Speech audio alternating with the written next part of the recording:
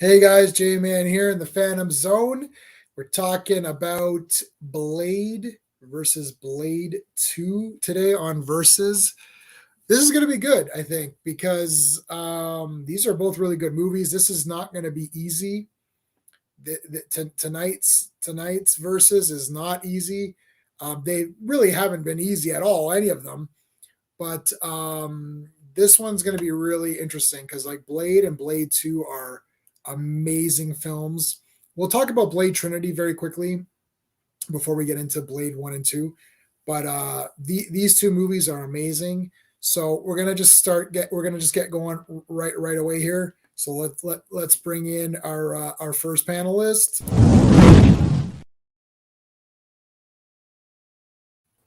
Hello, Steve. Oh, J-Man. So we're doing it, Blade versus Blade 2. If they would have called it Electric Boogaloo, it would have been much better. No, I agree. All right, let's bring in our next panelist. Speaking of Electric Boogaloo. Yeah. Hey, Pineapple Pizza Blade fan, what it is. Yeah. Yes. Okay. Blade 2 is way better than Blade 1. That is yet to be determined, I suppose. Yes. Like we're Tonight will be the final verdict of all this discussion on these two movies. Remember when Michael Jackson did his thing and he said, "This is it." This is it. It's like that. Like this is it. Like this is it. We're done. We're not discussing Blade. You 1 said or 2. that 100 times. That's why it was the best. So like this is it. Like I'm serious. This is it. Like I'm done. We're done. We're not talking about it anymore. So I threw an invite. Hey, Ambassador, what's going on, dude? Thanks, man. I appreciate that. So so Blade 1 versus Blade 2. I think before we get into that, we're gonna. I sent an invite to Greymalkin as well. His work schedule is kind of shitty. He may or may not show up. So if he shows up, we'll just bring him in. If he doesn't show up, he doesn't show up. But his schedule is a bit messed up, so it is what it is. Well, the three of us will hold down the fort. See if anyone else wants to pop in later on after we kind of get our verdict. But okay, so before we do Blade 1 and Blade 2, let's just do a real quick Blade Trinity. There was really no point in doing Blade 1 versus Blade 2 versus Blade 3 because everyone agrees that 1 and 2 are way better than Blade 3 or Trinity. But I hadn't seen Blade Trinity since the theater, but I have it on Blu-ray. So I watched it last night, and I did not rewatch Blade 1 for this because I've seen Blade 1 many, many times. I don't remember all the intricacies exactly of Blade 1, but I remember them pretty good that I'm confident that I don't need to rewatch it. Blade 2, I hadn't seen it actually quite a while. I hadn't seen Blade 2 in quite a while, but I wanted to rewatch that again, and I remember thinking it was like a masterpiece when I had seen it. Guillermo del Toro was not really the household name when Blade 2 came out, because I didn't know it was a Del Toro movie. That was probably my first movie of his. I didn't see any of the subtitled movies that he had done before. Mimic? Oh, I did see Mimic, and I know there's a lot of studio involvement with that kind of messed that movie up a little bit. And I think they released a better edition of it later on. Yeah. But Blade 2 has a better villain. Yeah, you can't beat Deacon Frost. Yeah, Deacon Frost is pretty good. All right, we'll see how it goes later on, Pineapple, if it works out. So yeah, so Blade Trinity, I rewatched it. I gotta tell you, I didn't dislike it as much as when I first saw it. I think when I first saw it, like to me, Blade, and I'll get into my history with Blade 1 and 2, but I love Blade 1 and 2. I literally thought they were like masterpieces. Like I'm like, this is like what movies need to be. Wesley Snipes is hands down awesome. I love Wesley Snipes. He's just the best. I love Passenger 57. I know everyone goes to that one. I love White Men Can't Jump. That's a great movie. So I like him as a funny guy. I like him as a serious guy. Blade is the ultimate serious man. Like, I think he cracks one smile in Blade too, and it's kind of a funny. It's like he smiles just to be funny or whatever, which was great. Anyways, so Blade Trinity, I saw it in the theater, and I was like, "Ooh, I don't like this movie." Dominic Purcell or however he says it. Yeah. He's Heat Wave on that really garbage Legends of Tomorrow, and he's Dracula. The thing is that when I saw the Blade movies, I'm just gonna confess this: I had not read any Tomb of Dracula. My knowledge of Blade, he was in the cartoon, the Spider-Man cartoon, the '90s one. And he was in, I think he's in Rise of the Midnight Suns, right? He's in that miniseries. So that's like a 6-parter, I think, or whatever, however many it was. Then he was in Night Stalkers, which was Night Stalkers. You're right. Yeah. Yeah. So I have original from childhood Midnight Suns, collecting that, and I did rip the poster out and make the yeah. I made the poster. So the one where he has the swords and shit. Yeah, like it's like you connect them. I don't remember exactly what it looked like. It was a connector.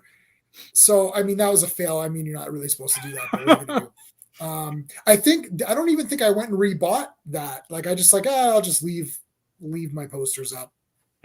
Just leave it as it is. Simon Phoenix. Oh yes, Simon Phoenix is just the damn best. And there's the one that burns all the time. Yes. Oh, that was the best. So anyway, so I saw Blade Trinity, and I was like, okay, I didn't like the Dracula that I know they made him a monster, and I'm like, I guess that's somewhat interesting. Hey, Truth. I get that Dracula was a monster character or whatever, but you know what? I almost wish that Blade Trinity would have done the Tomb of Dracula and make him actually like, hey, what's up, Double C? Make him actually like a very sophisticated, look in the suit with the white and having the cape. And I think it would have made him more sinister. I think it's very obvious to make him a monster and try to make it, he's this big monster guy. He's got the armor and all that. And he's like a badass.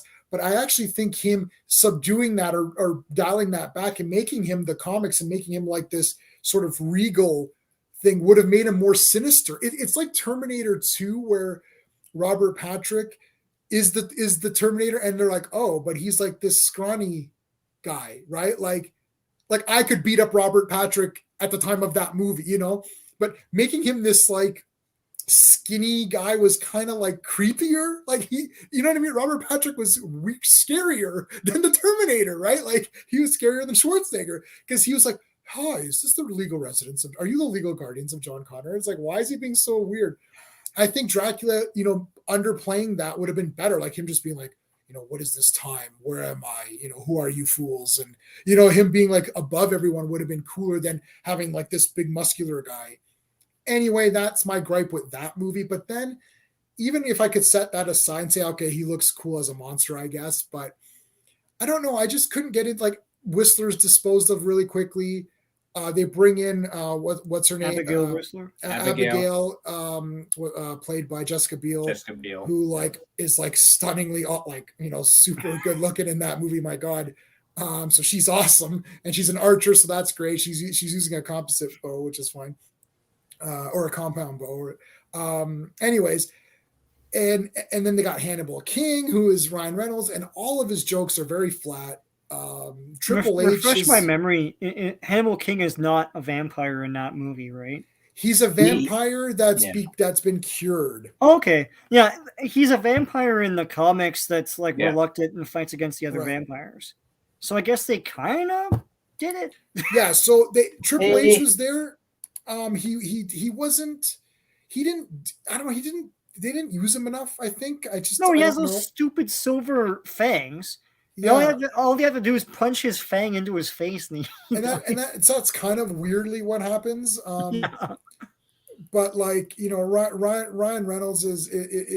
I don't know. I just felt the jokes didn't work for me.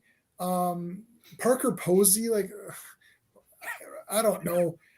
It's like there's a Overacting lot of city. overacting and just being weird, and I know that's her thing, but it's just weird to me. For me, it's like I like Abigail Whistler for her body. That's like Jessica Biel is beautiful, but she cannot act. She cannot act. It's not possible. And she puts the earbuds in when she's fighting the vampires. I'm like, this actually doesn't make any tactical sense. Like, you can't hear anything. Like, is that supposed to be cool? It's like they're trying so hard to make it cool. They didn't understand that Wesley Snipes just walking around in that coat is cool anyways. Like, he's just cool anyways. And Whistler just being so dedicated to the cause makes him badass anyways. You know what I mean? Yeah. Like, he's just like, look, Blade, here's what we got to do. Like, the gruffiest voice of all time. Like, Blade, these vampires. I can't even do it. I'm good. I need a drink of water. I did it for 1 second and I'm done. Chris Christopherson. Chris Christopherson, yeah, Triple H was awful. He was awful in that. I know people. I don't know. Like, he was just like, oh, motherfucker, and punching. It's like, I just it's like Jessica Biel's hotness, and then and Blade is still cool himself. He's cool, yeah.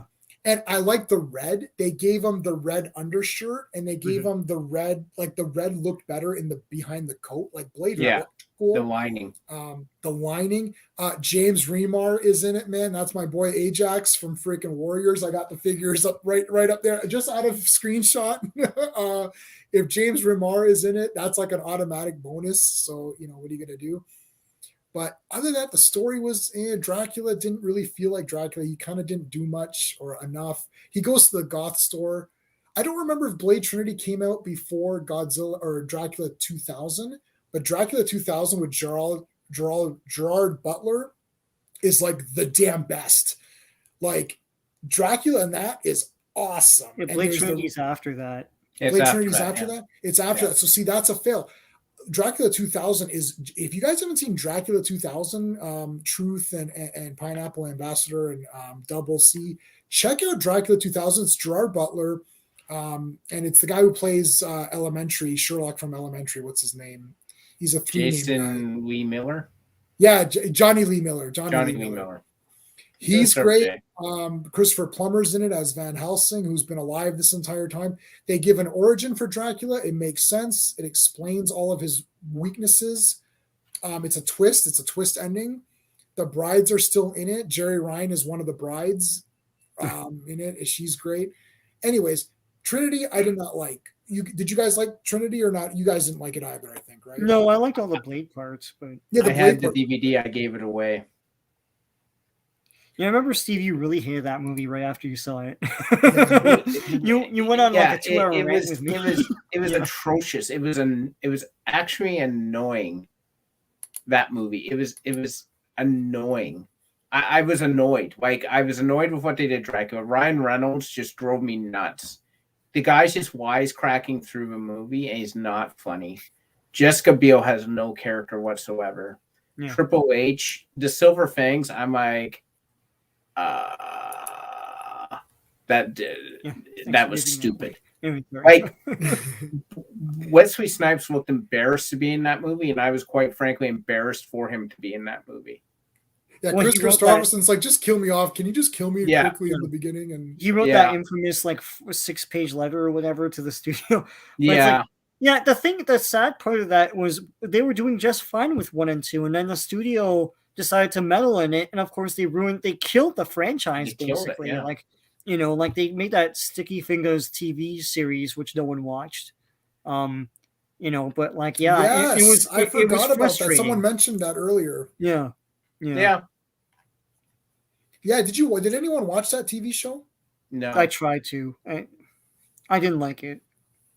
It's not Blade, right? The thing is that what? Once we're done, we can talk about this upcoming Blade and see what we think about. Oh God, yeah. Think about it.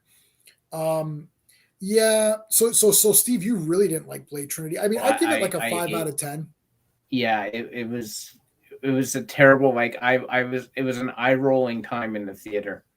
I was just, because I had so much respect for Blade 1 and 2. Trinity is just, it's a hack job. It's just terrible. Like, if I was Wesley Snipes, I'd be sending letters too. That's all I have to say. All right. Well, okay. Now that we beat up Blade Trinity, let's talk. Okay, so I saw Blade in the theater Friday night, and then I came out of the theater and bought tickets for it for the first showing available for Saturday, and I went again. Bought the soundtrack. I'm like, I've got to get all over this. This is like super awesome. I love it. Wesley Snipes is awesome. Every line of dialogue he says, they really thought out all of the vampire stuff.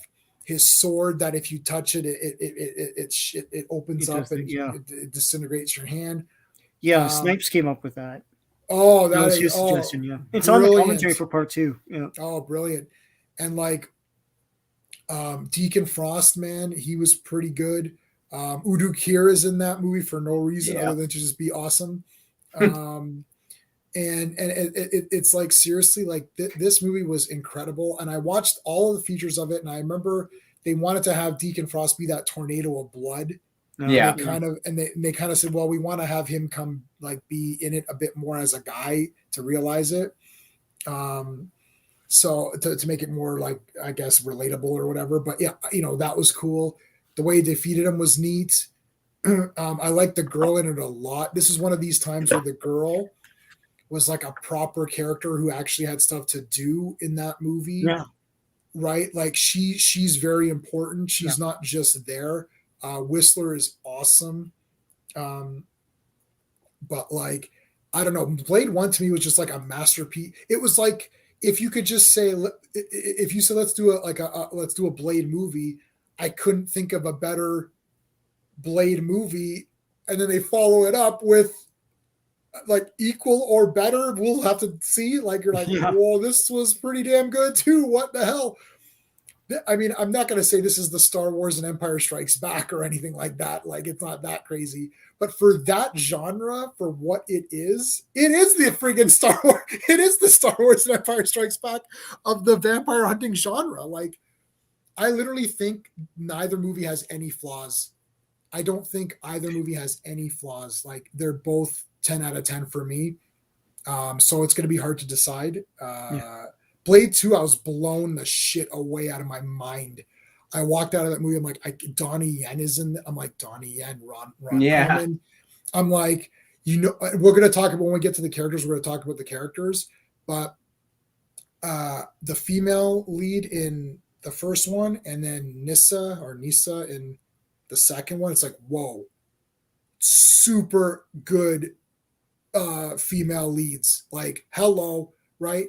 In a time where it was, we need more female characters. We females. Well, did you watch Blade? Did you watch Blade 2? Like, she was the damn best in that. Okay. So Steve, what's your quick couple takes on Blade 1 and 2, and then Sean, and then we'll get into the nitty gritty. Yeah, I've talked about Blade 1 a bit. I didn't really look at it as a superhero movie, especially when I first saw it. I looked at it as a vampire movie. I did... We're going to address that.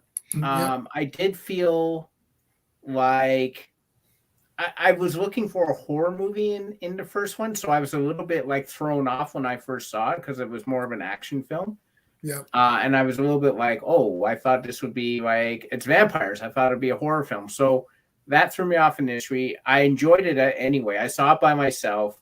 Everyone was like, oh, Blade and all that, but the trailers looked good, and it was cool.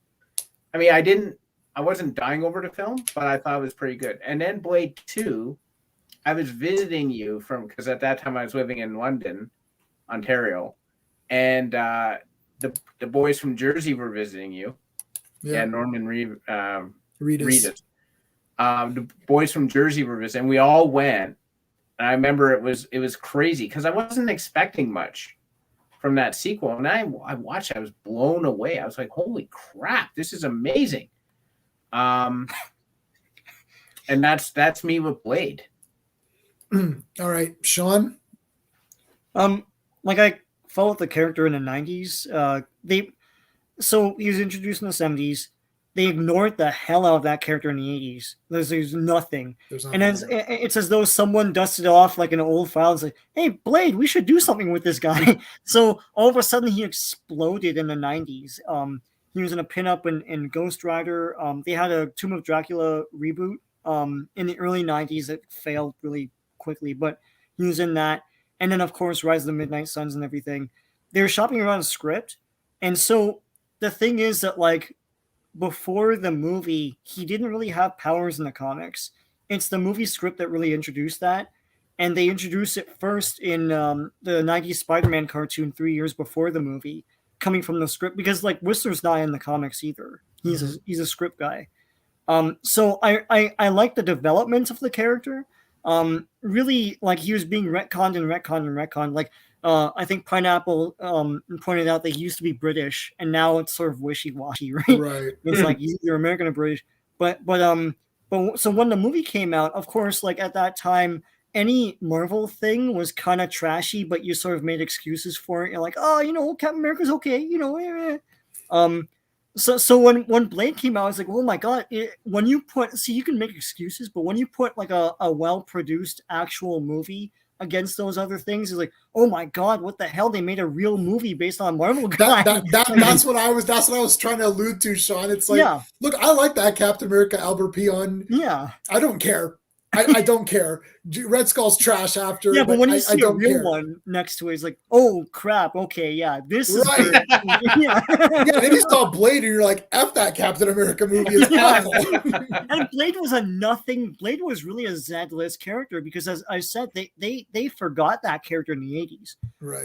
And the late '70s too. So by the time the '90s ended, he had like 3 titles in comics.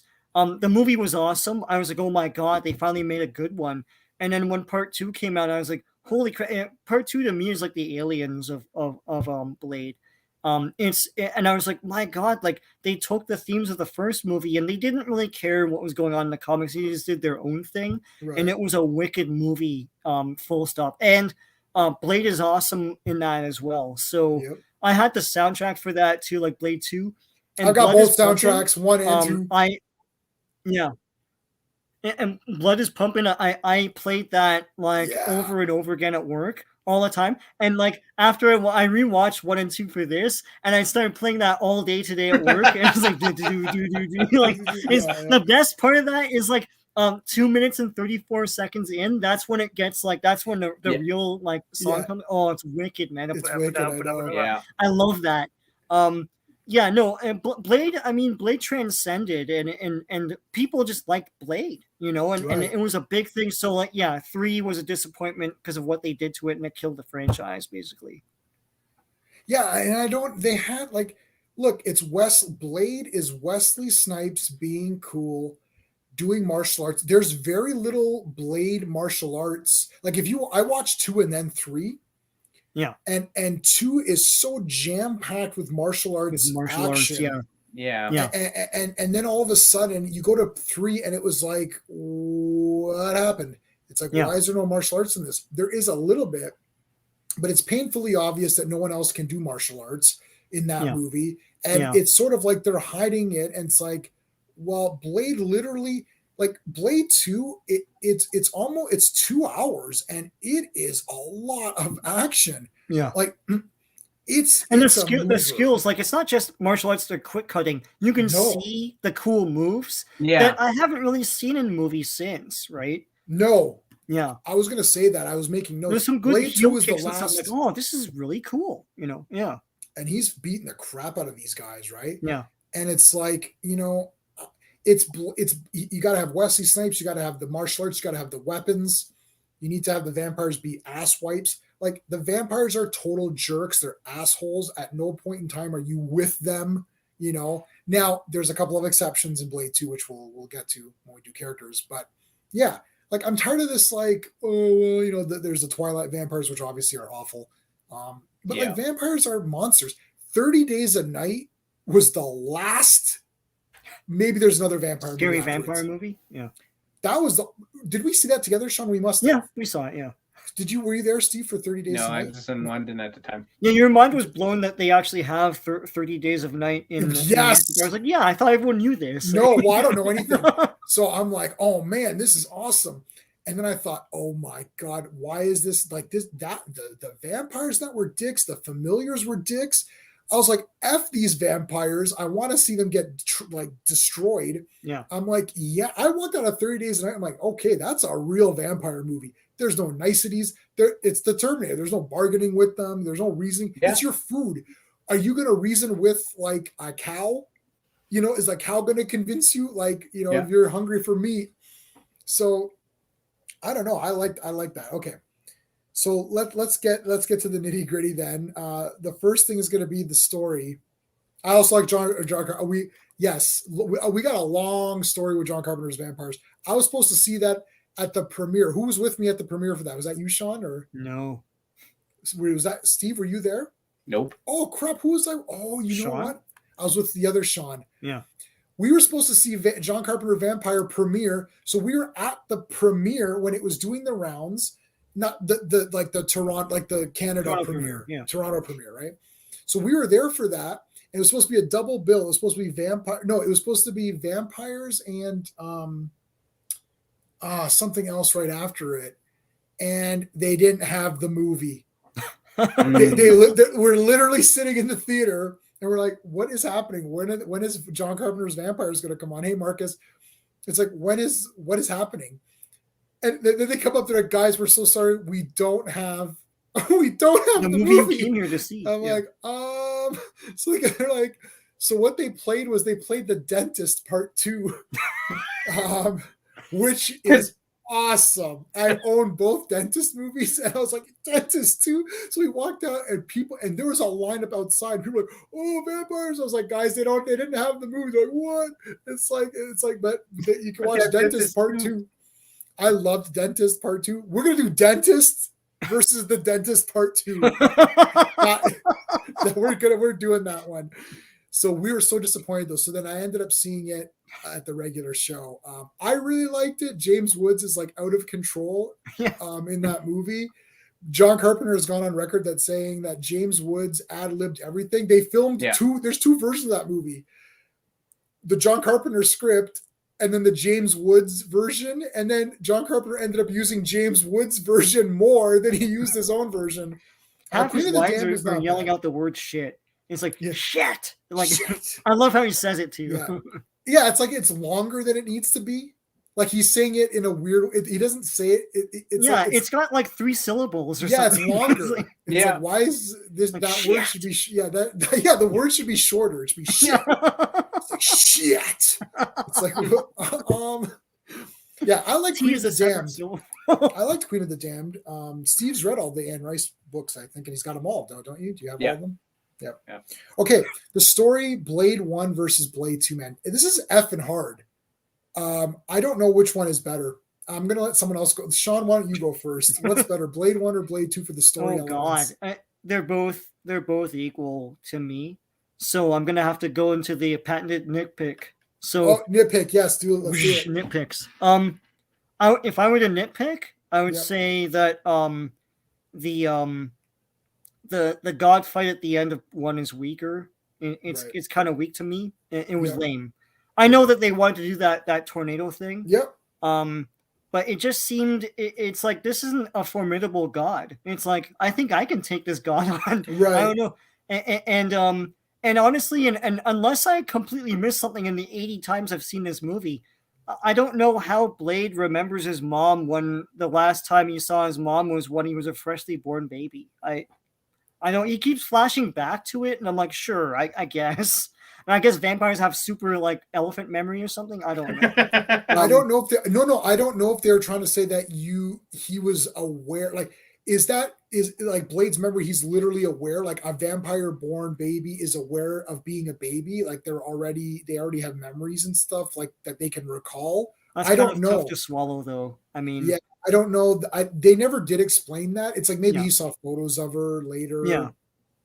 Yeah, so I'd say like the story in 2 is intriguing. It's intrigue on intrigue on intrigue. It's like it's like he has to team up with like a bunch of guys that were trained to hunt him and stuff. That's intriguing. That's cool. Yep. And I think that was like a good hook for that movie, you know. And they follow it through pretty well. It's like they're still not gonna be like, hey, you know, like they're always gonna be at him and stuff. They try to kill Whistler at one point to even the odds, right? Yeah. it just keeps going. I like it. I mean, the bad guy in 2, like at the end when he's fighting Blade, I kind of don't know why they're fighting, but it's still a cool fight. And for whatever reason, and I'll say this in the art, you know, they have a lot of wrestling moves in that movie. It's like a lot of pile drivers and stuff. It's like, but I'd say 2 wins out in story by like a thin layer. Yeah. So yeah. All right, Steve, what do you think? Yeah, I'm as conflicted as Sean because neither story is particularly like flawed, or there's stuff that you can point out that you're like, this is flawed. Right. I would say I would side with 2 only because the story, for one, is slightly more pedestrian. It's just, you know, Blade's origin story, and the Deacon Frost stuff is it's basically like every mafia movie you've seen where it's like the younger characters looking to usurp the older ones, right? Which I've seen before, right? Like that's the thing. Where as I knew all the stuff that was going to happen in Blade 2. I knew they were going to turn on him and there was a traitor, but I didn't know everything. Like I didn't foresee the Normus Reedus heel turn. For some reason I didn't see it. And I found that the romance between Nyssa and Blade was shockingly good. I didn't expect that at all. I didn't expect to buy into it. I didn't expect, but like it just worked for some reason, and it just came across as very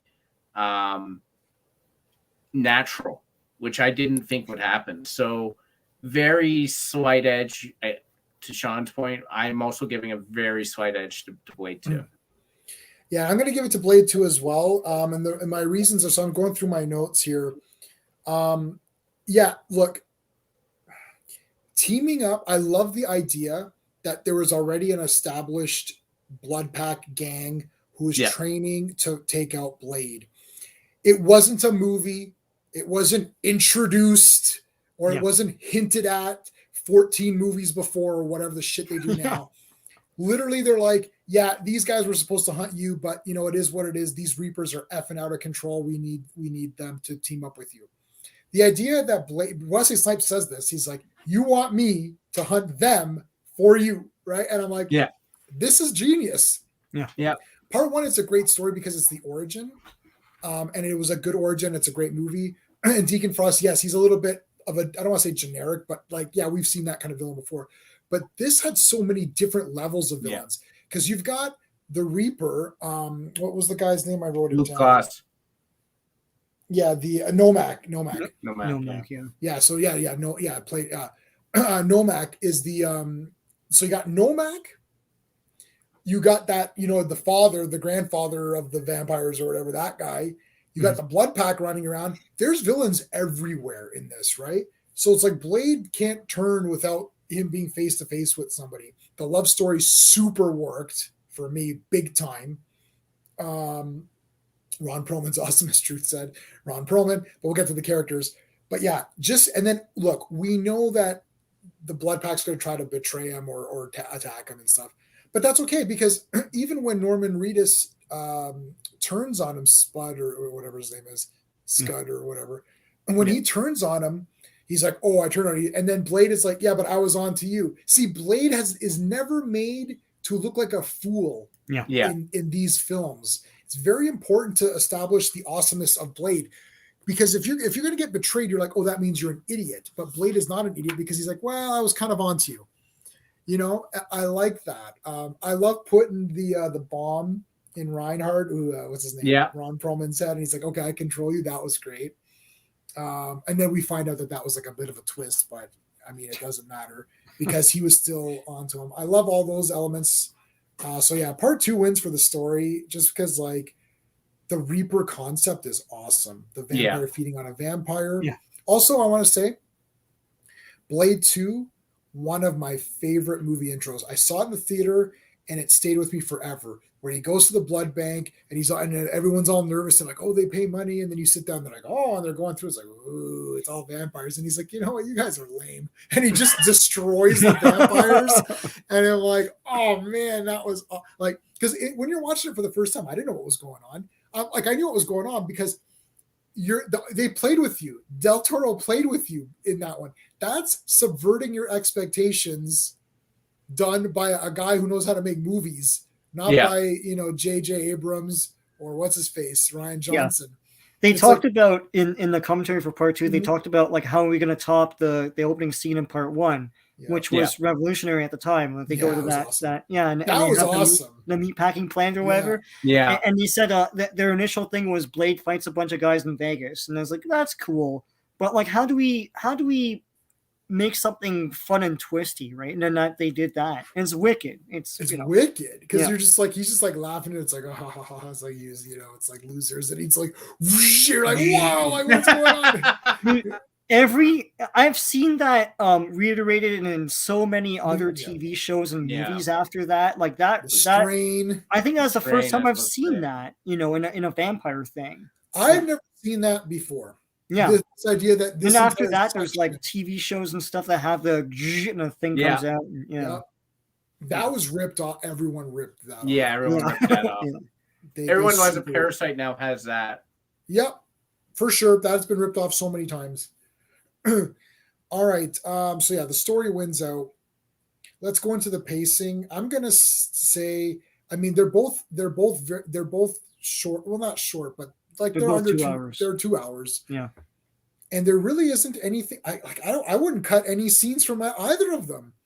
I'm gonna say the second one wins in the pacing only because there's a lot of momentum and it doesn't really stop. It's like you got that opening sequence. It's like, okay, there's this new strain of vampire. They get Blade. They team up. They go. Here's the blood pack. They go to that club. They're going to probably hit here. They go underneath. They fight those guys. They get the weapons together. They're scoping them out. Like, you're like, holy shit. Like, you can't pause that movie. Like, you know what I mean? It's like you know, sometimes you're waiting to pause the movie just so you can go to the bathroom. You can't pee anywhere in that movie. Yeah, I can't pause this movie. It's crazy. So I'm going to give the edge to part 2 for me for the pacing, just because part 1, I still feel that there's a couple of parts where like, oh, here's a good spot to pause, and go to the bathroom. Probably during one of the Deacon Frost parts where he's just jibber jabbing with whoever. So that's my take on it. What do you guys? Let's go, Steve. What do you think for the pacing? Probably Blade 2. I felt that a lot of what Deacon Frost was doing was very predictable, and I just, it's not that I tuned out, but it wasn't something that I was. It's one of those movies you can, eat. It's the eating movie, so you can dip your head and eat your pizza or whatnot, and look up, and you haven't really missed anything. Where Blade 2, you might miss something, right? And that's how I sort of thought about. Again, it was a little bit weird to me because in Blade 2, he's not going to end up with the girl. The blood pack is going to turn on him. Like these things are, so you could make a case that you're sort of sitting there, like when they're building up this romance, you're sort of sitting there in the back of your head saying, but it's not going to pay off. Like something's going to happen. What does happen, you can't really predict per se. But it's not going to pay off. The blood pack. So you could make the point that you're waiting for the blood pack to turn on. You're waiting for romance to not end up together. Mm-hmm. But it's just so much cool stuff is happening. And I love movies with when someone could be turned to the other side. That's why I like zombie movies. Right? Like I like that the guy next to you who's your friend could be your enemy like that. Right. And to do it with vampires was such an innovative idea that even if there was stuff that you're like, as a moviegoer saying, I'm going to see this, this isn't going to pay off or whatnot, you're so into the concept in that you sort of forgive it for that. So I would say Blade 2, there's so much going on and everything is interesting. Even though, in the back of your head, certain things are a given. Okay. So Sean, is it a clear win for part 2? Yeah, I'm going to give it to part 2 for pacing. They're both well paced. If I had to nitpick. Nitpick.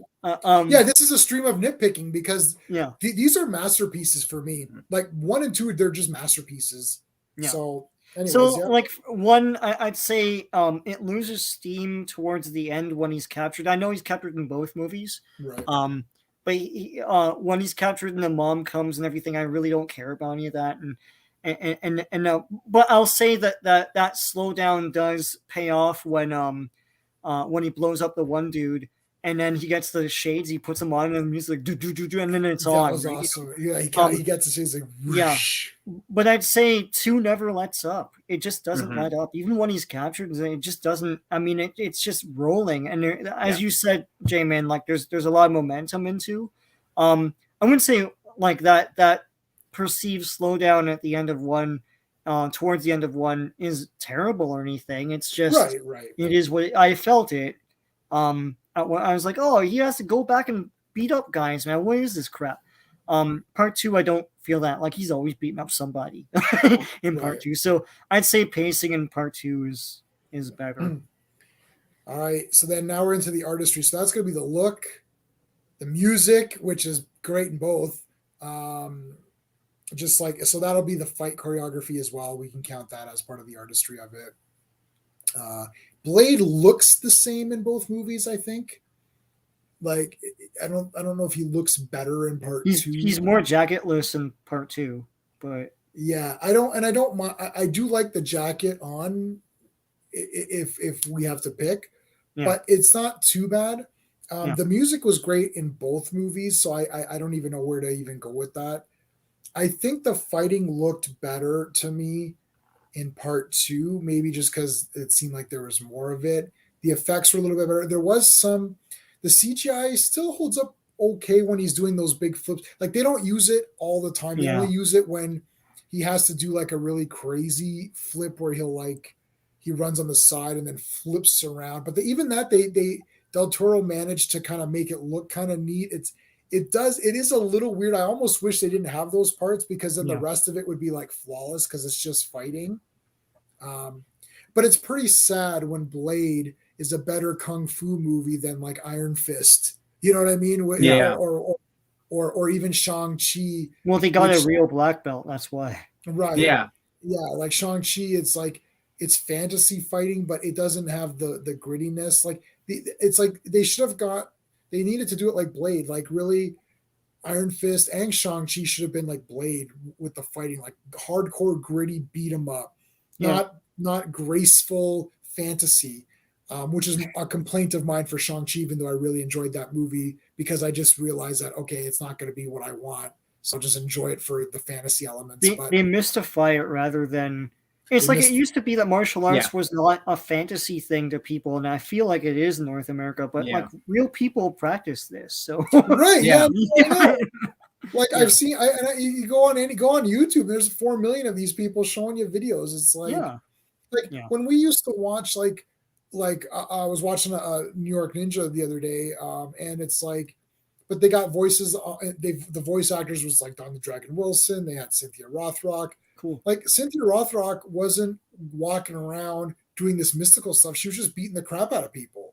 Like, there wasn't anything weird about it. She just kicks the shit out of them.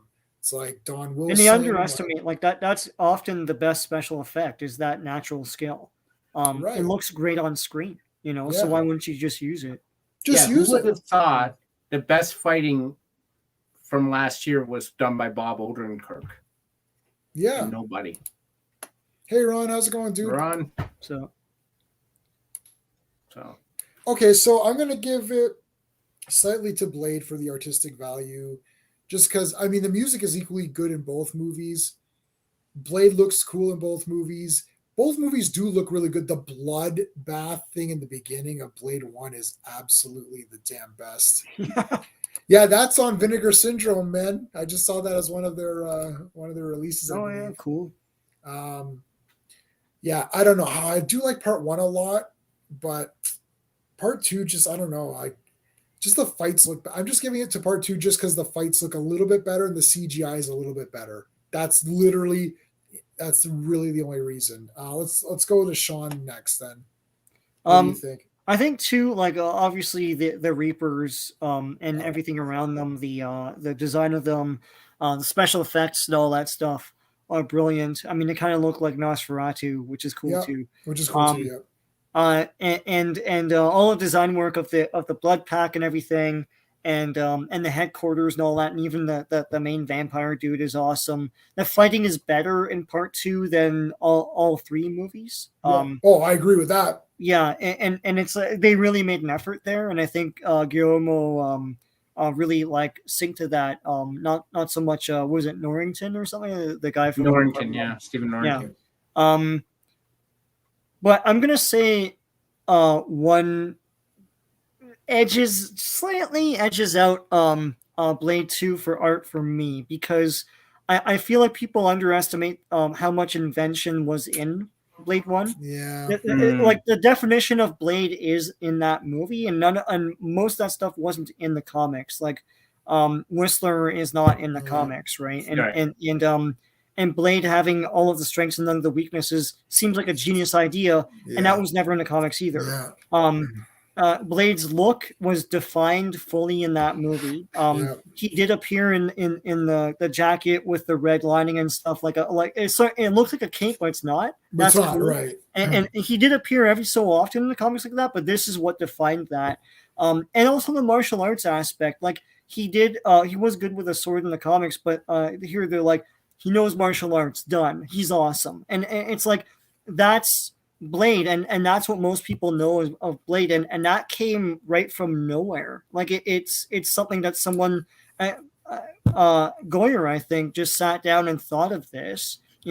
Pearl the Record Keeper's in that movie. That's no reason, like, what the hell, but he's awesome. He's awesome. He's not, I don't think that guy's in the comics either. It's just there's a big fat dude. He's like a big fat vampire, and he keeps the I like all that stuff. Look, Blade, Blade, I think, to me, look, Blade 2 was no slouch, but I would say that Blade edges out Blade 2, because Blade 2 is piggybacking off of Blade 1. That's true. So all the visual cues, obviously a lot of the visual stuff came from Blade 1, so it's very easy to replicate that. Yeah, that's tough. The bloodbath part was just the damn best. Yeah. That was like a great visual. Yeah, I love when the one meat pack comes by and goes, "Hey, what's that?" Because it kind of looks like a body. You think it's beef at first, but he's like, "Oh, wait." Yeah, the opening is awesome, man. I mean, this is really tough. This is tough. Okay, I mean, Steve, what do you think here? What do you think? 1 or 2? Part 2. The Reaper look is innovative itself. It's cool too. The parasites, as we already discussed, has been ripped off a million times. Just the costuming of the Reapers, like the coats and that, I really love that stuff. The blood pack is designed perfectly. They all look different. Donnie Yen, I love it. For some reason, I love his look as Snowman. I love the fact he's called Snowman. Like, I don't know. It's awesome. I love the underground catacombs and stuff. Yeah, that's cool. I love the rain at night and like how it's lit, so you can see the rain hitting the lights and stuff. It melds perfectly for me, and the fight that you can see it. The music is a wash because they're both awesome in both. Blade looks the same in both, but I got to go with the villain. Like, all due respect to Deacon Frost in the first one, he becomes a blood god, his eyes go red. I'm like, okay, what else? And then when he shot up, sorry guys, the CGI when he becomes the big puffy guy is super not good. Yeah, it's not great. It's tough because I really like both films, and I like how one was shot too. I love the sleek LA. It's almost like a film noir, a gritty LA story, which I really like. But 2 has that gloss and finish, and maybe just more of the budget. I don't know, but it went into design and it went into execution. So inherently, I have to give it to 2. All right, man. 2 is winning on winning majority on everything. Art was the only one where it's got a bit of a bit of an edge on Sean's chart. I mean, again, this is the nitpick stream because we're just nitpicking the crap out of it, but we have to because there's no other. How else do you do it? Like, how else do you do it? We're gonna get into the characters. So I mean, characters is tough because there's so many great characters in part 2, and like Blade is equal in both. He's awesome in both, so that's standard. Whistler is great in both. I love that he's got like the bum leg and all that. That's neat. Yep. The villain is better in 2 for me, easy. That's a no question. I do like the girl a lot in part 1. I think she's a good character. She looks good. Like I don't know, like she looks like she's that person. Like she looks resourceful. Like, yeah, like I like her. I like her a lot actually. She's really good. Yeah, she's awesome. Like Nissa in Blade 2 is like the greatest thing ever for me. Like I don't know what happened in that movie. There's just like there's like a magic with her. I don't know why. I don't think I've seen her I don't know if I've seen her in other movies, but I like her look. I like the little dots on her eyebrows. Yeah. I like her voice. Yeah. I like when she has her hair all scraggly. I like that. Like I like everything about her. Like she's just the damn best. I love that she like that Blade's with her when she crumbles at the end. That's like super awesome. I don't know what it is. She just seemed like a really cool character. And I knew she was going to die immediately. I was like, oh man, she's going to die. I know it. Like, I'm like, Blade's going to like her. And then she's toast. And I'm like, I know that's going to happen. I'm like, and I was pissed off that she was going to die before she died. Like I'm in my head. I'm like, oh man, she's going to die guaranteed, isn't she? I'm like, crap, why do they have to kill her? And I'm like, I'm getting angry and it hasn't happened yet. So I don't know. I thought she was just awesome. So for me, she edges it out. Like also Ron Perlman is the damn best. If Donnie Yen is in a movie, like, I mean, Rogue One, it's like Donnie Yen. Oh, that's in this movie, right? As soon as you see Donnie Yen, he's the sit up in your chair guy. Like you're watching the movie, and it's like, oh fuck, Donnie Yen's in this. You literally sit up. You're like, oh shit, fucking Donnie Yen. All right, we gotta that's what you get ready to watch the movie because you're like, all right, Blade 2, this will be really good. And then it's like, here's the blood pact, and it's like Donnie Yen has a samurai sword. You're like, oh man, like. So there's certain I'm gonna have to do my top 10 sitting up in my chair moments in films. It's like if Donnie Yen appears, sit up. You gotta get ready now. You can't lay back and watch this. You gotta like pay attention. So I think part 2, like Whistler's equal in both, Snipes is equal in both. I like the girl in both. I like the part 2 one better. The villain is better. So it's just the characters are better. I mean, like. It's part 2 for me is kind of a no-brainer for the characters, but what do you think, Steve? Yeah, part 2, it's volume, right? Like in part 1, Snipes is awesome, as you say, he's awesome both. Whistler's awesome both. The girl is terrific in part 1. I love Steven Dorff as like the yuppie, know-it-all vampire. Like he's very much like, well, I know how to run things better. And I love Udo Kier is like, he's sort of like, you don't know, I'm doing best. That sort of thing. It's all the characters are terrific, but part 2 just has volume. It has so many great characters. Yeah, I love Norman Reedus as like the new guy, and he's like Bumble. Like everyone's like, this guy is a screw up, and he's the guy who does the heel turn. I love that. Ron Perlman is terrific, and of course he's the guy who screws him over and stuff. I love that. Nissa is terrific. I really was on her side, which I was not on the Blood Pack side. Donnie Yen is like Hill Point, all that stuff. Like Donnie Yen is terrific. Donnie Yen suplexed a man on camera. I literally wept. I couldn't even watch the rest of this scene. I was so busy dying. He suplexed someone. I was like, is this going on right now? Like Donnie Yen is terrific. The mustache guy, Matt, I forget his last name. I like him too. Like, I love the deleted scenes in Blade 2 with the characters and that. Like, everything is awesome in Blade 2. Luke Goss doesn't get enough credit for the type of actor he is. He not only killed it in there, he killed it in Hellboy 2. He's unsung So, I mean, nothing against Blade 1, but Blade 2 was at the top of the game with characters. So, yeah, I mean, it's just there's so many awesome ones. What do you guys? What would you call it besides Blade 2? I like the idea. I just call it Blade 2. You can call it Blood Pack. yeah, Blade colon Blood Pack or Reaper. Yeah. Reapers. Reaper. Reaper. Reapers. Blade. I would call it Blade versus the Reaper. Right, like, or something, like I like outrageous titles. I told you my favorite movie title. Do you remember what my favorite movie title is? Do you guys remember my favorite movie title? No. Oh, you know, Sean and mine. One of our favorites of your favorite movie titles. Sean and I shared our love for this movie just based on the title. Oh, okay, we're gonna talk about that in a second. My favorite movie title is Frankenstein Must Be Destroyed. Oh, yes. See, now you remember. Firstly, the movie's awesome, but also that's the best title. Conan the Barbarian is my favorite movie. I just meant my favorite movie title. Frankenstein Must Be Destroyed. What's your favorite again? Attack the Gas Station. Oh, Attack the Gas Station. Yes, yeah. I also love It's a Drink, It's a Bomb.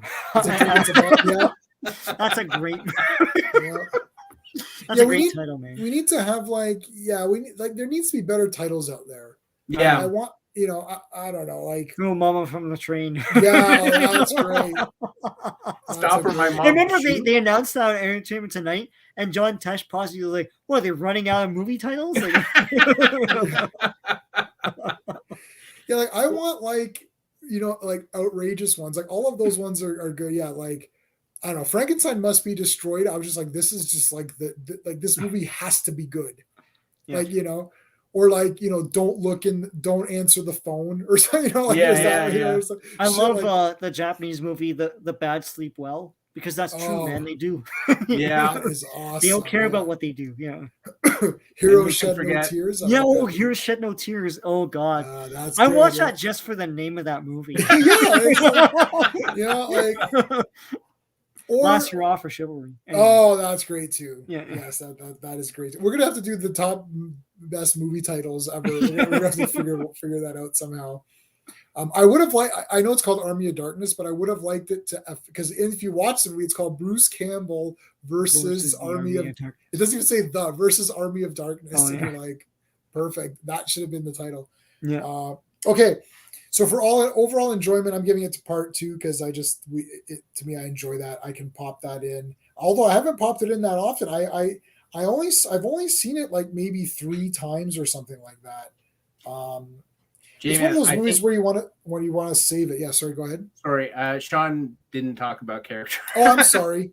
Okay. Well, it's not much to say, man. It's like you guys hit on it. Sean. It's really going to 2 because what is cool. Like as you say, the woman in that, the women in both of these are great. Yeah. It's like, there was no wokeness going on. It's just they're just well written, strong characters. They're like resourceful and you're with them, right? Like you're behind them all the way, right? So, but I mean, 2 has so many characters and so many awesome ones that the Blood Pack alone, it's like.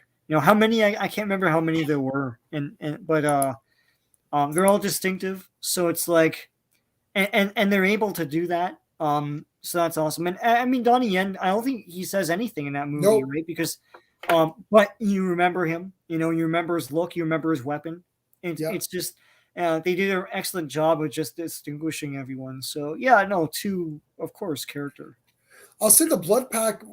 It's because like you got.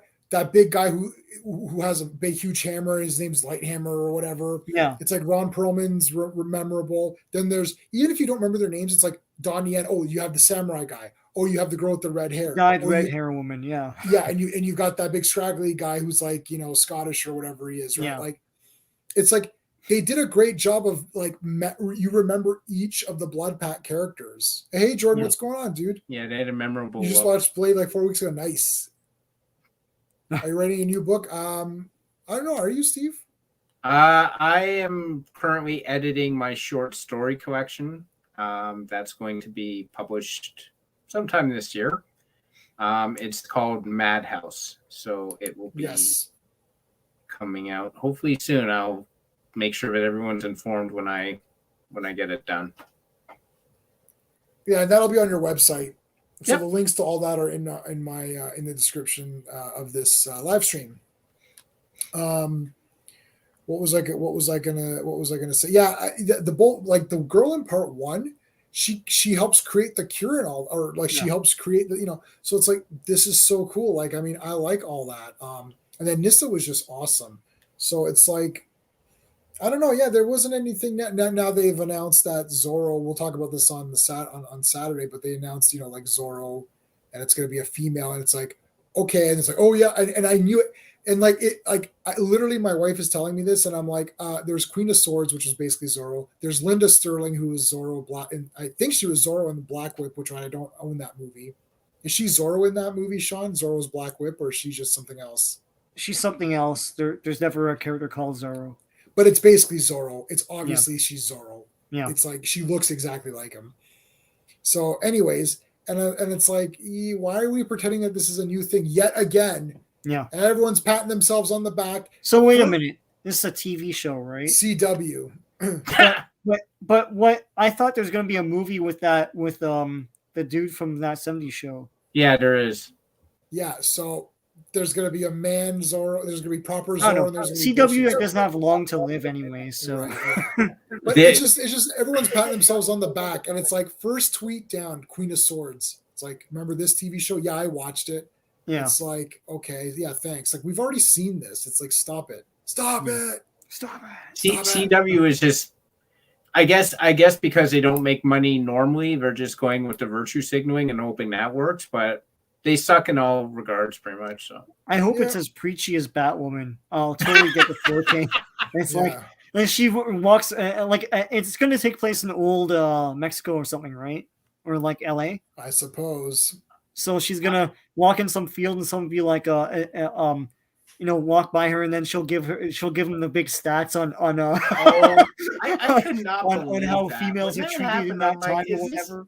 Is this really happening? Like, no, Batwoman is actually brilliantly awful. Like, you have to try to make it bad. You have to, like it's not like when there's bad movies and everyone's like, well, that was a bad movie, and they're like, well, they tried. God bless them, they tried their heart, or they're making just like a trauma movie where they don't give a shit if you like it or not. They're just literally like, who gives a crap? We're making this movie, and that's the end of it. It's like, no, you have to try hard to be this bad. Like, Batwoman bad is really bad. Like, it's like, I don't know. I'm trying to rewatch Eternals. It's not great the second time. Oh my god. No, it's on Disney Plus. It's on Disney Plus now. Yeah. So it's I don't know how they did this. It's somehow darker. I don't know if they like. It's like, make it darker by 20%. Like, I don't know. Now 20% darker. This should be like a starburst on the thing. Yeah. Well, Steve's got to watch Eternals. You got to watch that sucker. I don't know. You guys have destroyed it. It just sounds like 3 hours of lost time on my life. It's a test of your mettle. You watch the Star Wars Holiday Special. You can watch Eternals. I know, but the Star Wars Holiday Special was still fun in aspects. Just to still got Marc Hamill in a Star Wars. And then someone did you guys see someone sent retro blasting the B. Arthur figure? The figure, from a while back, yeah. That's awesome. Okay. So back to Blades. Yeah, so enjoyment. Obviously, Blade 2 seems like it's gonna win for all of us. Blade 2, yeah. Yeah, Blade 2. And so Blade 2 is the winner, essentially. The thing is that Blade 1, and it was a great movie that kind of blew our minds. It made us less, we didn't have to make excuses for it being good like we did with all of the other Marvel productions. Right. We and look, and I like the Captain America. What were the other ones that came out that were kind of like? I like Howard the Duck. Yeah, I like Howard the Duck as well. But, I think it's the best produced thing before Blade.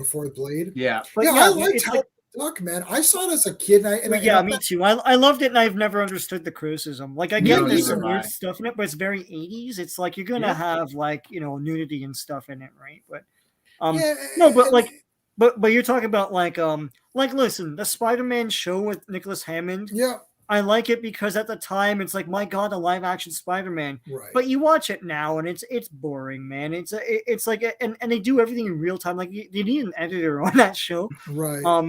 Hulk was the best produced thing. It was an acclaimed Emmy Award winning series. But I mean, like Generation X, Power Pack, freaking even Nick those Fury. Hulk movies with like Nick John Rhys Fury, Davies, like a Harry John Rhys Davies as a Kingpin and all that. Yeah. And they were just all like, Doctor Strange. Like I like that Doctor Strange TV show enough, like the TV movie. Right. And then you watch the real movie, it's like, oh, this is a real movie, right? Right. Yeah. Yeah. Yeah, that's the thing. It's like Blade was the first real one where you're like, oh man, this is like a and it real proved that you movie. can make money off this. Look, listen, if Blade is a Z-list character, imagine what you can do with like Captain America or Thor or something, right? So yeah. Right. And the thing is, it was like a real movie. I was like, I mean, I saw it twice and I was like, wow, I got the soundtrack. I'm like, wow, this is just like killer good. Yeah. It all came together. And then Blade 2 is like mind blowing. You're like, holy shit, this is like crazy. I can't believe, like, you can't even believe you watched it. You're like, there was so much fighting in this. And it's like, and the story was still pretty good. And all the characters were good. It's like everybody was good. Like nobody pissed me off. Even like you think, oh, Norman Reedus, he'll be the irritating guy. It's like, well, he didn't really piss me off. I'm like, okay. I don't know, like, and like everybody was good, and it's like that old man vampire who's like a douchebag. I'm like, he was kind of pretty good too. I'm like, everybody is good in this movie. Like, it's crazy. The two Blade movies are some of still the best Marvel movies. Even now. And people say Blade, they have to credit Blade with the MCU, which I push back against because no one knew it was a Marvel movie. When no it came one out, knew except that. for that if you read the opening credits and stuff like that. But I will give them credit that they did do the character justice, and Marvel realized that there was money to be made from their own characters in film who thought, and that's when they started to realize that we can't just give these characters away for a song and a dance. Right? Yeah. No, they knew they could make money off the characters. They didn't know how.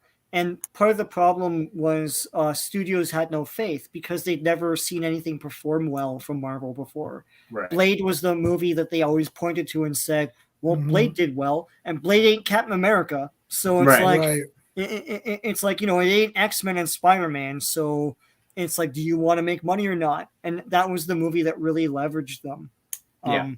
And then I think that's often forgotten. I mean, I know people say like it's the first MCU. It's not really. But it's the Marvel movie that was their calling card for a long time to get them into doors and say produce an X-Men movie and give them biker freaking jackets. Don't get me started on that. Yeah, because like after Blade, you're thinking, all these cool superhero movies are going to come out, and it's like, well, they kind of did, but they were all just like, I mean, X-Men was a super disappointment for me. I think Blade 2 came out the same year as Spider-Man, no? Yeah. Yes, I think you're right. It's like 2002, right? Yeah, I think so. Check. That's crazy. That's a crazy year. That's a crazy year, man. That's a bumper crop year. That's crazy. 2002, and I think Blade is 2002, right? All right, let's talk about Blade, this new Blade, PG-13 Blade, which almost might be an auto fail. Yeah. Right? Like, is Blade being PG-13, is that like auto fail? I think it tells us what they're going to go for. Also, I don't think Mahershala Ali or whatever his name is a martial artist, so that's going to go out the window. Like, it's not enough that you get a black guy, and you got to get like someone with some skill. It's like I know he's a great actor, but if he is. I guess the martial arts is not going to be emphasized then, when you have an actor like Michael J. White who can do the martial arts and that, and you don't use him, you go with Mahershala Ali. Sorry if I'm mispronouncing his name. I mean, that tells you the type of movie, to your point, Sean, what it's going to be. Like, the acting parts in Blade are going to be awesome, I assume, because he's a great actor. He's won a couple of Academy Awards, and like everything he's appeared in, he's been great. But yeah, but good. like, I mean, he's not a martial artist, so unless they're going to double him like badly and CGI it badly, like I it's not going to be the same. And Wesley Snipes was Blade, like he was perfect for that character. He hit all the notes perfectly. There's not even in shitty Blade Trinity, he is still awesome, and that's the movie he didn't even care about. Yeah, he's the Christopher Reeve of Blade. Yeah. So I don't know. It's going to be weird. Yeah, can I talk about the elephant in the room here for a second? Okay, first of all, Blade is not going to win Best Actor. Okay, like Blade is an action hero. Yeah. Right. Like he acts as much as he needs to act to get through the scene. That's it. That's why they got Wesley Snipes. Wesley Snipes, I believe, is a good actor. Yeah. And I like Wesley Snipes. Wesley Snipes is not going to win an Academy Award for acting, but he doesn't need to win an Academy Award for acting. He needs to be believable in the dramatic moments, of which there are very few. So we need him to be believable in the fighting. It's like Arnold Schwarzenegger needs to be believable in the role of Conan as the muscle and the fighting and using the swords and swinging around real swords. It's like, if you look at, I don't know why I thought of this one, but I, Tonya, which is a movie that I really love with Margot Robbie.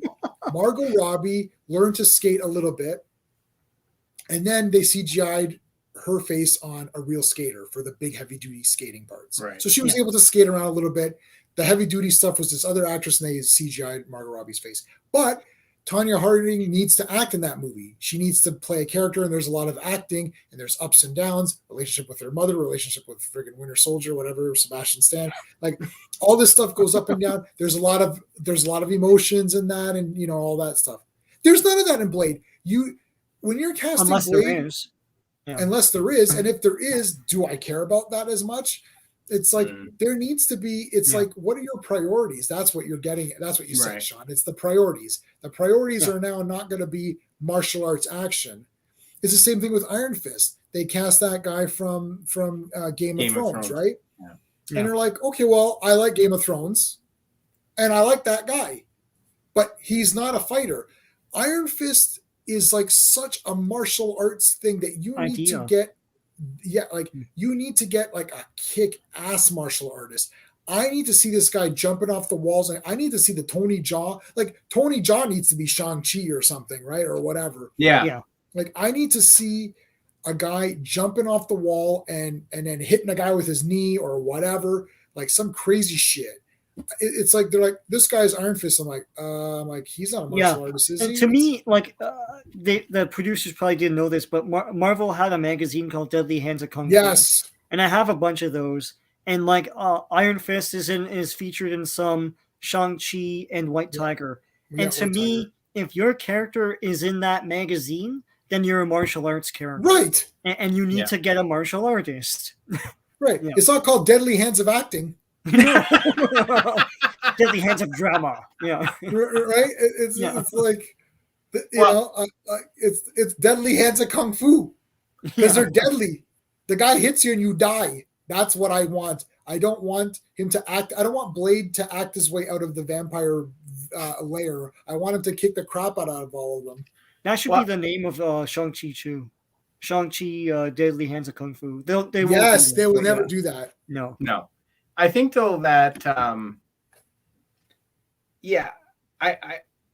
I think that like with Iron Fist, you had a perfect opportunity because if you just had him wear the mask, then you could have had someone else play him who was a martial artist, at least to double him in that, right? Like to do those scenes. But because it's a Marvel formula, which is what we talked about, where Blade is going to be some acting and a little bit of action and some humor and put in a package, and there you go. Here's another Marvel movie. Right. But Blade doesn't fit that to me. Like there's certain properties that they have that doesn't fit the Marvel mold, and one of them is Blade.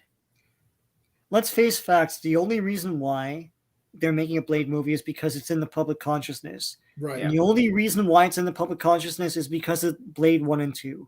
Is the only reason. No one would ever know anything about Blade without Wesley Snipes, right? And Goyer as well, because he's the one that pretty much reinvented the character for the screen, and then that seeped its way into the comics, like all the strengths and the weaknesses, and the look of him and the martial arts and everything. And people are like, oh, where's Blade? Where's Blade? Where's Blade? And they're making a Blade movie at everyone's insistence. And this is a character that Marvel forgot they had in the 80s. Right. So and the only reason is Wesley Snipes. The only reason is those other movies. And if you're not going to do a movie like those other movies, then you're going to fall into the Mortal Kombat syndrome of you make this big budget, state-of-the-art, new motion picture, and everyone prefers the one from the 90s. That's exactly what's going to... That's how... Okay, 1 hour and 15 minutes into this stream, Sean has predicted the future of Blade, which is going to be, they're going to make this movie. It will be nothing like Blade 1 and 2. Then everyone's going to sit and be like, this isn't really Blade. Hashtag not my Blade. This isn't the real Blade. Why is this so crap? And everyone's going to say like, well, Blade 1 and 2 are better. Exactly like Mortal Kombat, though nobody's saying Mortal Kombat 2 is better. But they're literally going to say, this is not Mortal Kombat, because regular man on the street is like Mortal Kombat is a tournament. Yeah. Right? Regular man on the street, Blade. Oh, yeah, that's that Wesley Snipes vehicle. Remember, several people did not know what Blade was or that it was a comic or anything like that. They went to go see it, as Steve said, they went to go see it as a vampire action movie. That's it.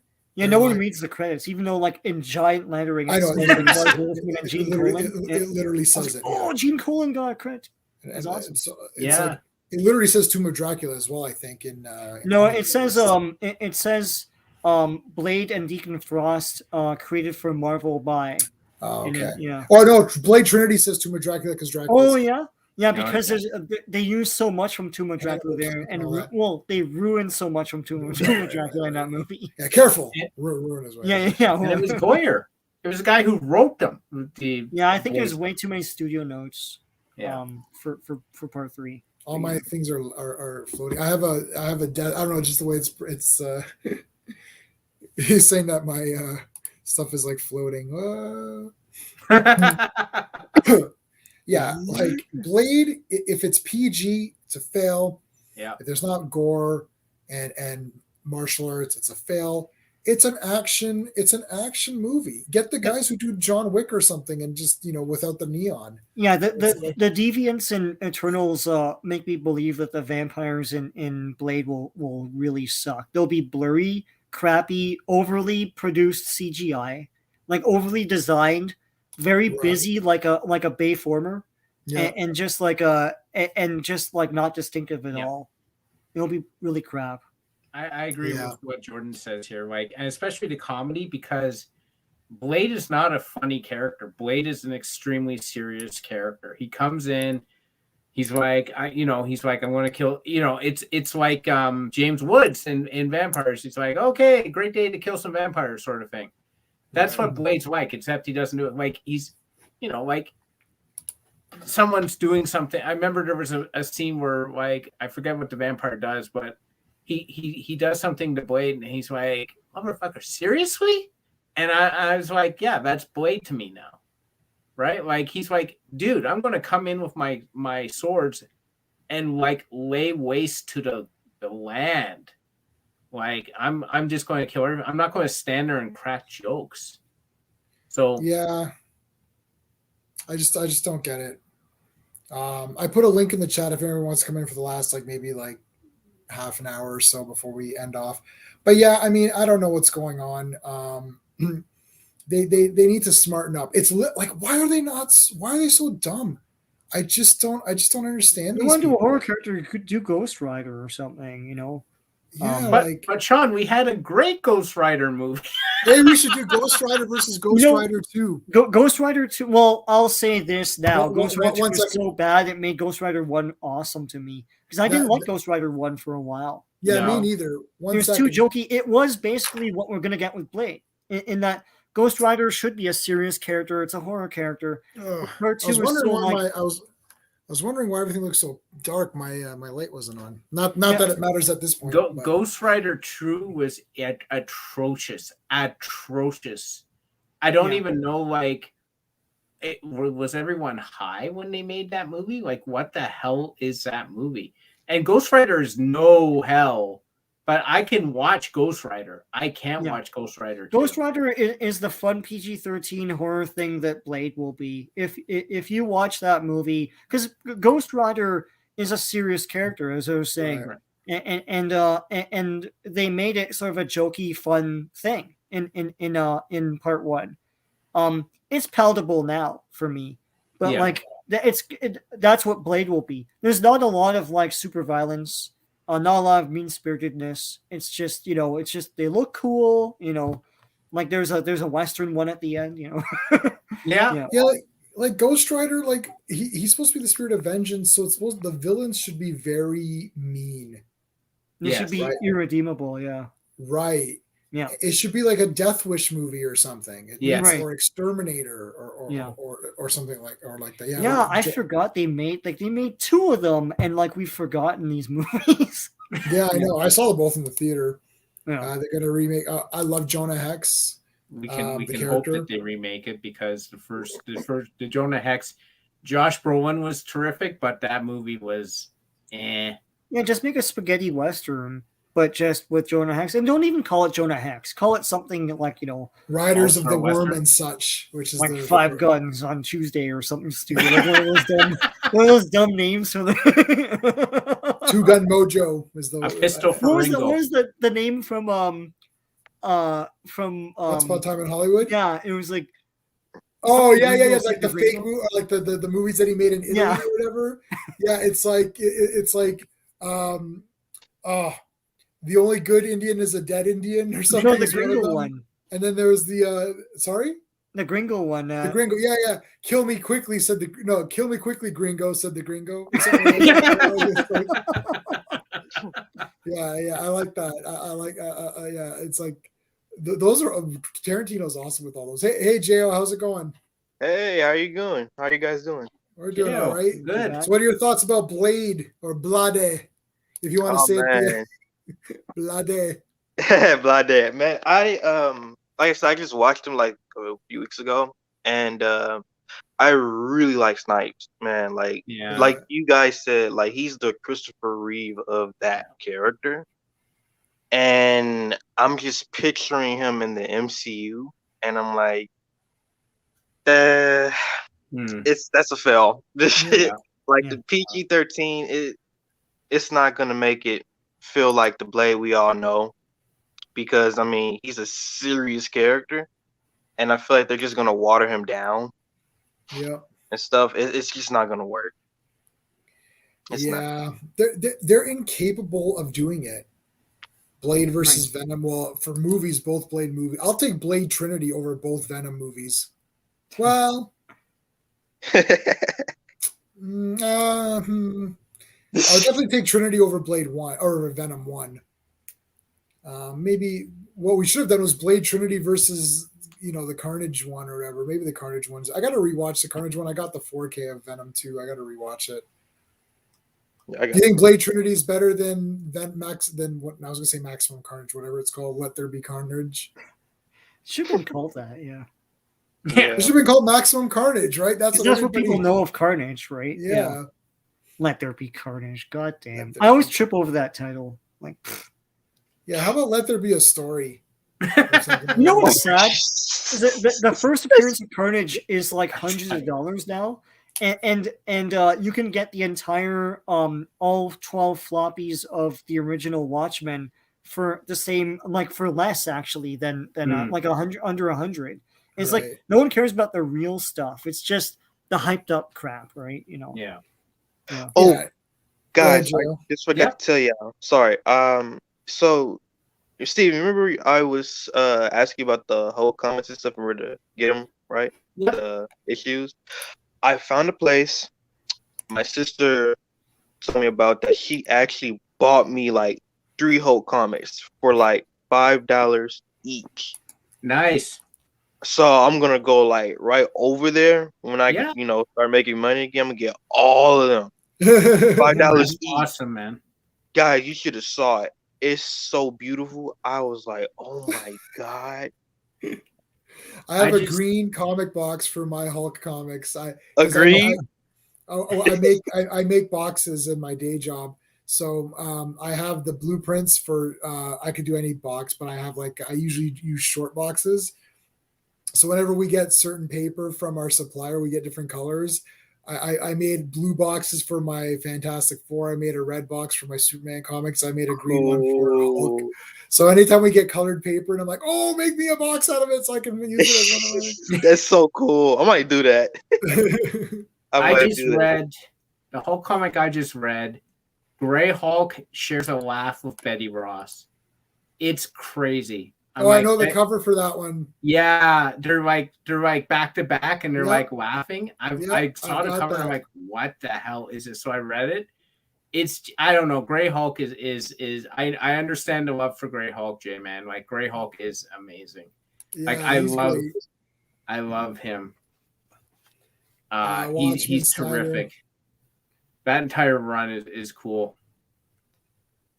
Watchmen. I like the three. I like the one with the Black Freighter in it. Like the ultimate cut.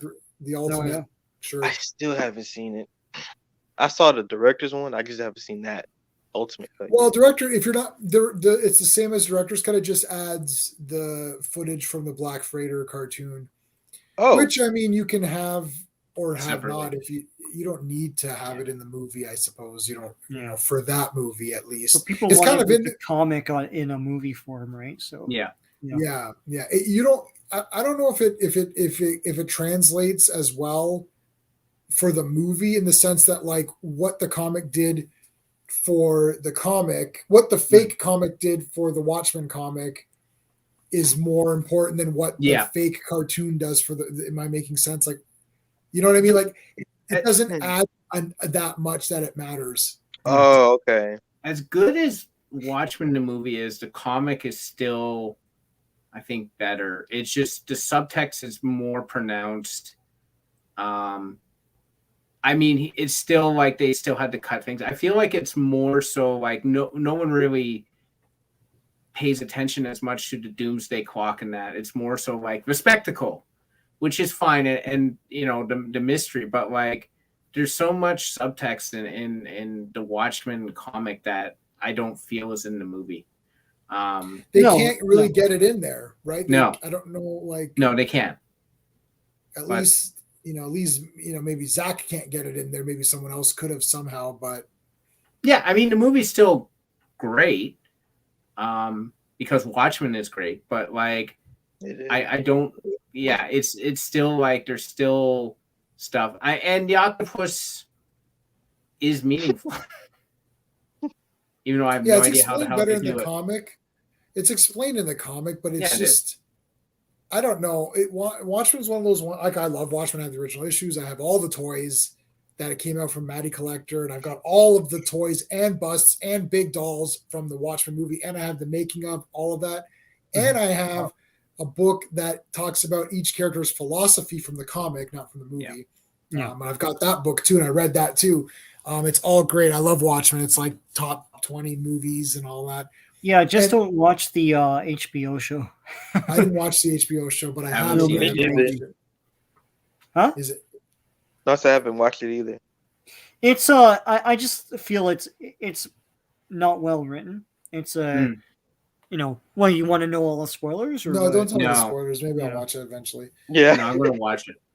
It'll probably piss me off, right or not. I don't even care anymore. I don't even get pissed off anymore because I just don't care. Our mutual friend liked it. Oh wow! Oh, I know, which is not a good sign. And he never watches because the friend we're talking about, this usually if he likes something, unless if it's mainstream. If you like something that's obscure, then we probably both like it. But if you like something that's like a mainstream thing, I won't. And he's also one of these. He's better.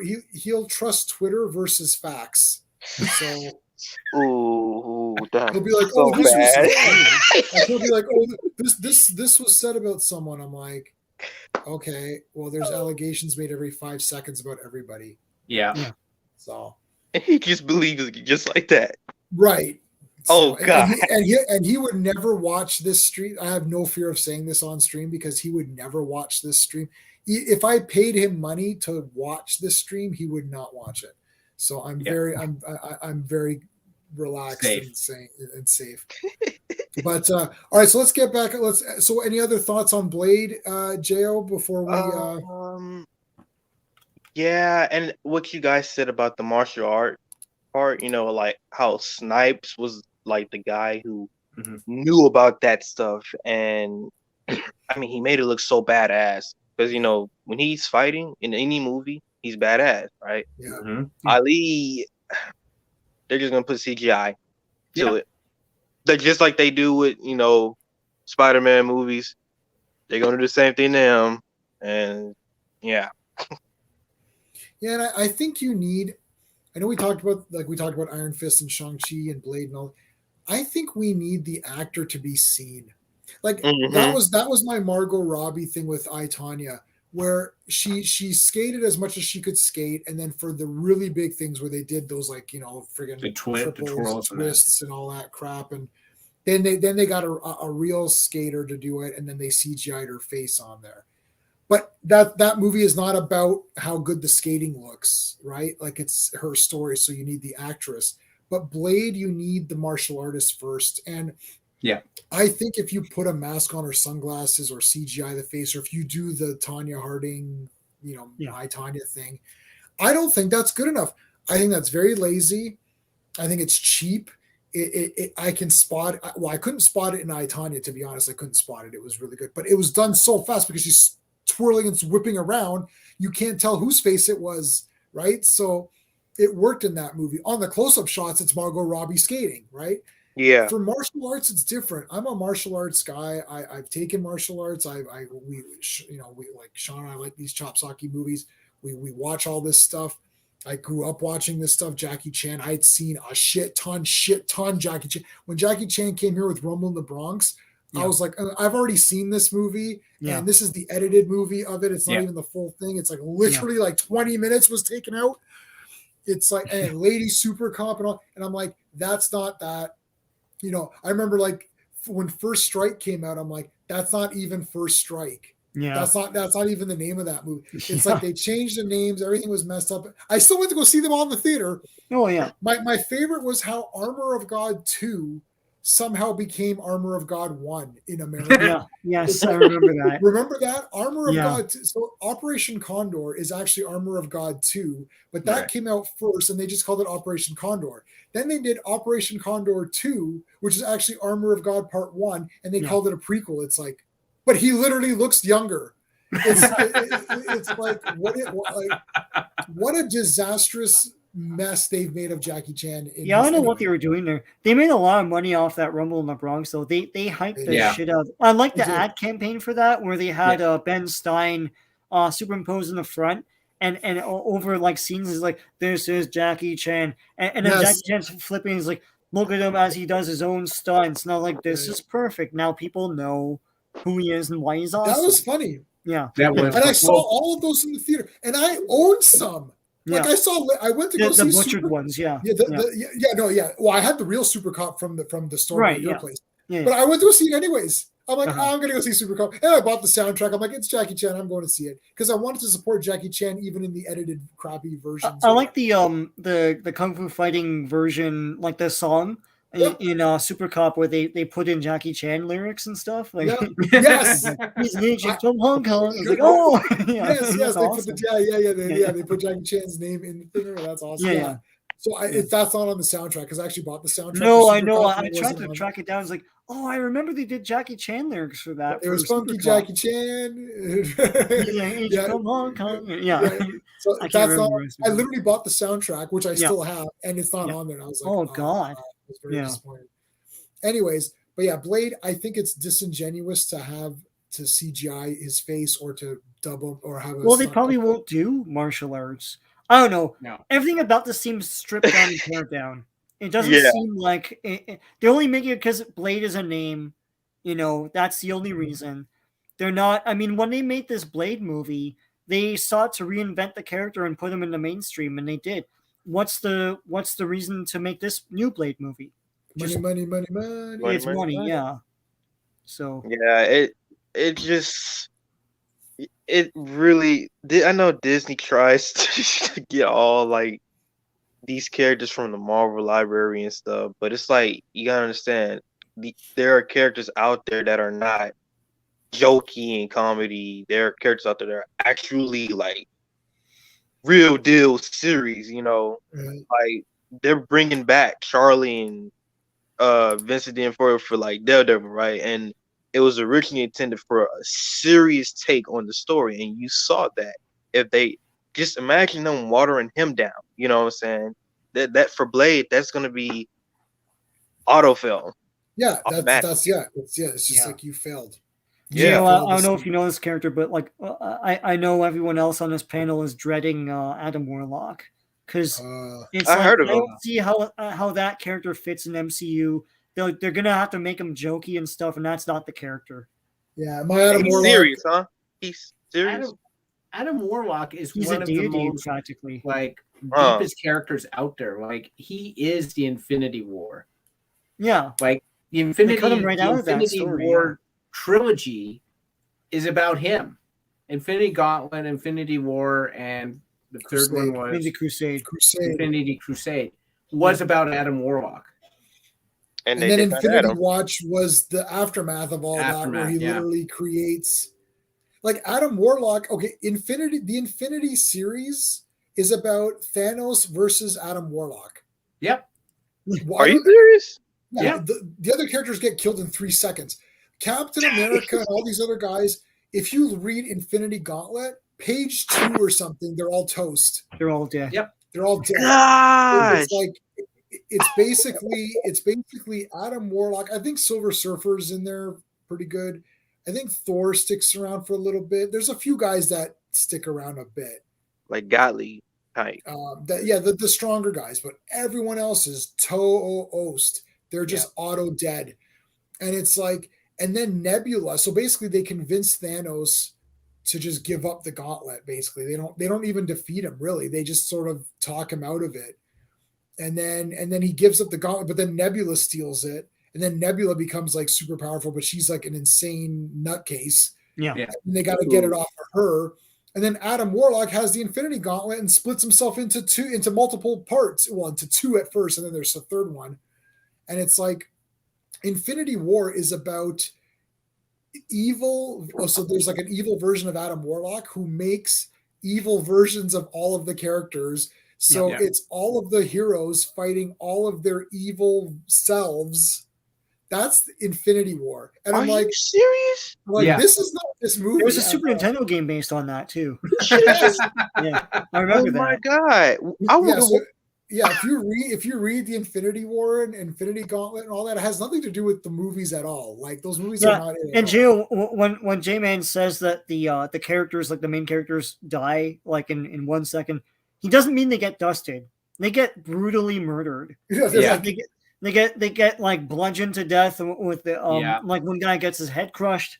It's messed up. They're just destroyed, and then and Thanos doesn't give a shit about anything. It's just there's no black. I don't think the Black Order is the Black Order in that. No. Black Order way later. Yeah, there's none of that Black Order. It's him and I literally have the toy. I'll grab the toys while you guys are. Well, I don't know if I can show it to you very well, but I've got a toy that's Thanos with Death.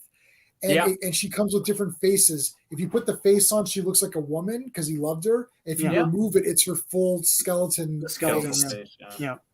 Oh it's hilarious because Infinity Gauntlet is like the heroes all muster together and like Wolverine's having a smoke with Hulk and all that, and they're like getting ready to go out.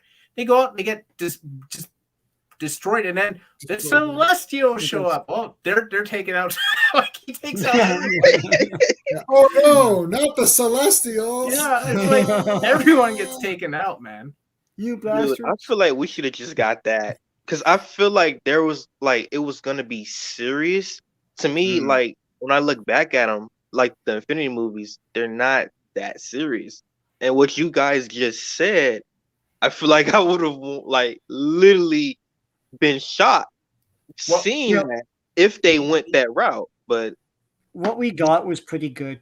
They were never going to do what was in the comics. The Infinity Crusade is insane. I remember I read Gauntlet. I read them in order. So I read Gauntlet and I went to J-Man. I'm like, that's pretty good. And I read Infinity War and I'm like, holy crap, this is crazy with the Maggie. Yeah. The Magus, yeah. Magus and all that. And then the third one with it's the Goddess, right? It's the third one. Yeah. That is insane.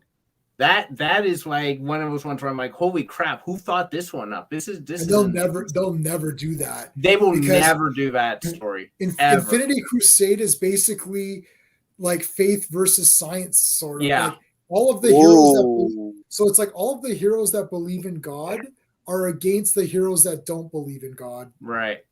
That's literally what it is. They're never going to make that movie. So like pretty much Daredevil, who believes in God. Daredevil versus like Doctor Strange. Like Doctor Strange. Or what's his name? Like Reed Richards is on because he's a man of science. It's the science guys versus the faith guys. Yeah, Doctor Strange is on the faith side. What story is this? Infinity Crusade. It's the third part of the trilogy. It wasn't really meant to be a trilogy, but I mean, they kept spitting out more and more. I mean, there's Infinity Watch and, like all sorts of. Yeah, so Infinity Watch. So basically, after Adam Warlock gets the Infinity Gauntlet from Nebula, he then has to. He realizes that he cannot hang on to all of the stones. Like he's not perfect. So he splits himself into different like personalities, sort of like different kind of people. Ooh. And there's like a whole thing with with like he's judged by this like it's a living tribunal and eternity and all that, but whatever, it doesn't matter. He's judged by these like really powerful beings, and then he splits himself up and he gives a stone. He doesn't keep all the stones because he's like, I can't keep them all. He gives one to Gamora, he gives one to Drax, he gives one to Thanos, he keeps one for himself, he gives one to Pip. If you saw Eternals, Pip is in the very, very last. He's at the very end. He's at the very last end credit scene, and then he gives one to Moondragon. I don't know if you know who Moondragon is. She's like a bald woman who has. Yeah, like she has like a green Dracula cape, like that. I forgot. She's got like a green Dracula cape. She's a bald woman. If you look at her, So and then they become the Infinity Watch, and they're like a team that protects the stones. I mean, it's like none of this is in the movie. I knew that was not going to be in the movie because they have to have Adam Warlock or else this movie's not anything. So they just took the name. Yeah, Jay, all this stuff is in trade paperbacks and stuff. You can get it very easily. You can get super available. I want it. You can still get the originals. I mean, I guess they're up in price now, but like those were like nothing. Like they're like $5 each or something. I think they have it at that shop. Because that's where I'm gonna go. Like it's first, you said so it's in order, right? So the first one is Infinity Gauntlet. Yeah. Right? The second one is Infinity War. And the third one is Infinity Crusade. Yes. Yeah. Okay. Yeah, Infinity Watch is a comic book that talks about that. There's like things that fill in the in betweens. Yeah, was that not between War and Crusade? Yeah, I would say Infinity Watch. I have to look at my. I can't remember. I literally went and read everything. Well, you know what? It has to be after Gauntlet. Really. It's after Gauntlet. Yeah, it's after Gauntlet for sure. Yeah, it's in between that and Infinity War, because Magus is Infinity War, and that's after he splits himself and says, "Okay, I'm going to try to be worthy." So, and the villains are Adam Warlock. Adam Warlock is the hero and the villain, because Adam Warlock's evil side is called the Magus. And Adam Warlock's good side is called the Goddess. It's a woman, and you would think that she'd be good, but the thing is like she believes in good so much that in faith and in a higher power that like if you don't believe in that, she's seeing that as bad. Yeah. So it's kind of like a weird twisted. It's just a weird twisted thing, like like where it's like the Crusades, I guess. Really, I don't know. Yeah, the whole faith versus science thing. That's the interesting concept. Yeah, and they're never going to do that in an MCU movie. So yeah. Like that ain't happening. Just the way how you guys are describing it, I'm like, man, if we got that, just imagine how people would be shocked. Oh, they would be. They would know what to do with themselves. I'd be screaming. No. Yeah, Marvel like early '90s was awesome. It was awesome. I like '90s stuff. You know. Yeah. All right, guys, we're gonna end it off there, though. Yeah, a lot of people don't like it, but I mean, it's what we grew up in, right? So I'm cool with it. Yeah. And you know, I like Rob Liefeld. We're gonna. All right, guys. Okay, that's it. We'll be live again on. We'll do Saturday. I think Saturday night. We'll do Boba Fett, Lois and Clark. What else came out? Comics, whatever stuff we're reading, I guess. I'm sure stuff will come out in between. So, all right, guys, that's it. See you next time. Hey, friends, you've just been listening to J-Man, and he is the smartest person who ever lived. So make sure you like and subscribe.